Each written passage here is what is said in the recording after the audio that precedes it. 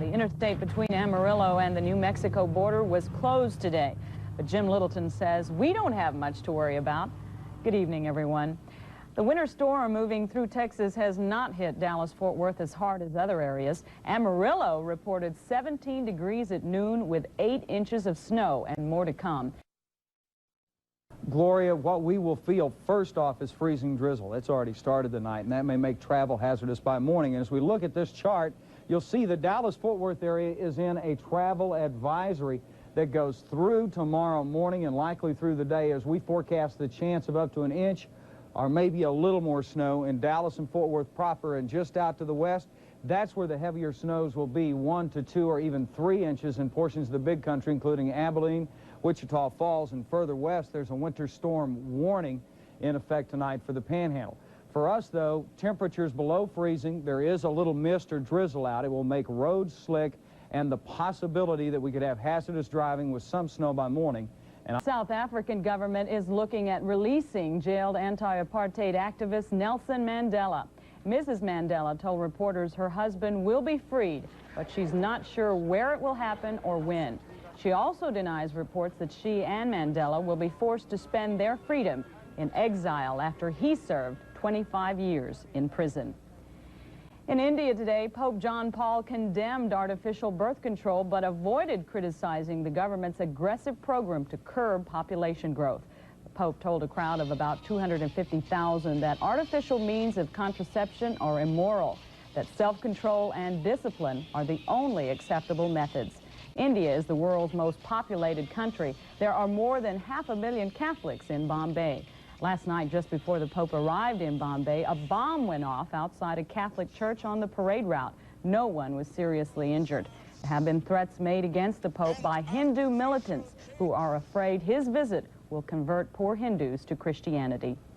Discovering oil is not as profitable as it once was. A 30% drop in oil prices over the past 3 months means many people will stop looking for new reserves. Channel 8's Chris Connor reports drillers are facing tough times.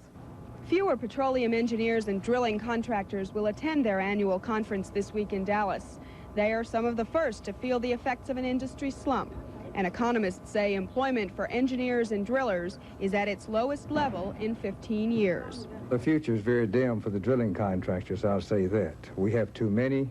We need to get the supply and the demand more in balance. Ned Sims has been president of the Drilling Contractors Group for 10 years, but now he plans to leave the oil business to grow grapes in West Texas. But experts say those not in the oil exploration and drilling business may ultimately feel the loss in this industry. If we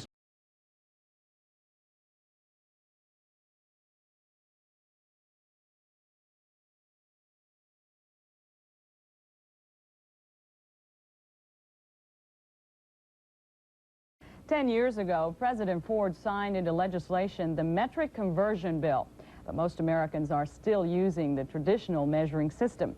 Channel 8's Cheryl Jessing reports although total conversion to metrics may take another 10 years, Americans are gradually learning the system.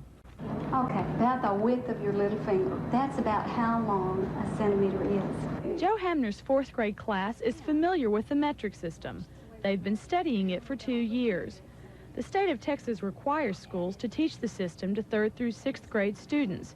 The kids say it's easy to learn and useful. Well, it's pretty neat. Why? Because, you know, you don't have to sit here and go 4 inches and 5 inches. You can just go 10 and 20 and 30 and 40, or 7 times 10 if it's 70. If you want to be an astronaut or some other things, it will help you get that job. 4th graders aren't the only ones learning the metric system. If you're a shopper, you're probably already familiar with the 3-liter bottle. Shoppers have been gradually introduced to the new system for the last several years. You'll see grams and milligrams all over the stores. Frank Fosdick says some companies must use metrics to do business with other countries. We've almost had to do it in many cases in order to trade there. The automobile industry, the agriculture industry, the implements and so forth.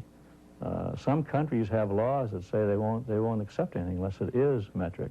But changing to metric has been hard for the average American, especially those who were brought up using the traditional system. It's much more difficult for those of us who didn't come up with metric than it is for them having it from the beginning. Well, I think it's more apathy than anything else because most people don't care. One expert says by the time the younger generation grows up, the metric conversion of America should be almost finished. Cheryl Jessing, Channel 8 News.